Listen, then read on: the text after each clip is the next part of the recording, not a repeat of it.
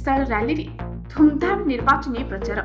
रायगड़ा जिला काशीपुर सदर महकुमा आज निर्वाचनी मैदान मुख्य स्थली पलटि देखा मिली।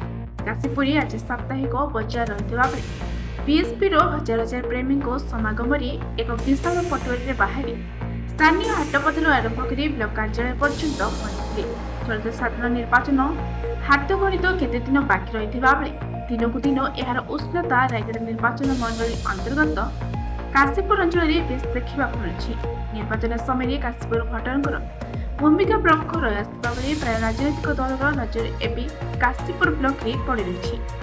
यह क्रम आज बीएसपी दल पक्षर धीमान डिसेम्बर नायक नेतृत्व में बीएसपी दल पक्षर सांसद प्रार्थी डमणी जानी और विधायक प्रार्थी पूर्णचंद्र माझी प्रमुख जोग देथिबा बेले युवा युवती पारंपरिक वाद्य नृत्य परिवेषण कर उपस्थित नेतृवृंद बीएसपी जयगान सह चलित सरकार जन विरोधी नीति विरोध में विभिन्न स्लोगान देथिबा बेले चलित साधारण निर्वाचन में बीएसपी सरकार गढ़िले साधारण जनता एक दुर्नीति मुक्त सरकार भाव गणित हो पारिबो बोली मत व्यक्त रखिथिबा देखा मिली।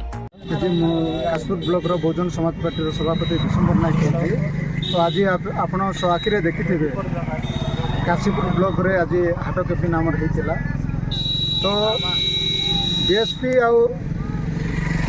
छाड़देले आठी किसी हम ना बीएसपी नंबर 1 रे आज प्रदर्शन कर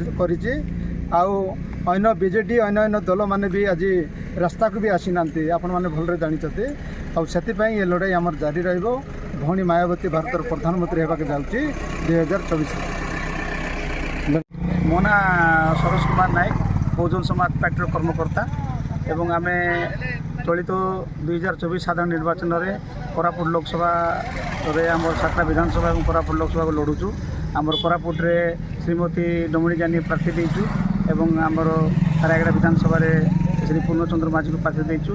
एवं आप जानते देश में विशेषकर एसटी एससी ओबीसी माइनोरिटी उपर अत्याचार बढ़ी चली एवं देश में बेरोजगार बढ़ी चली ताकू बेस करके आम बहुजन समाज पार्टी लड़े।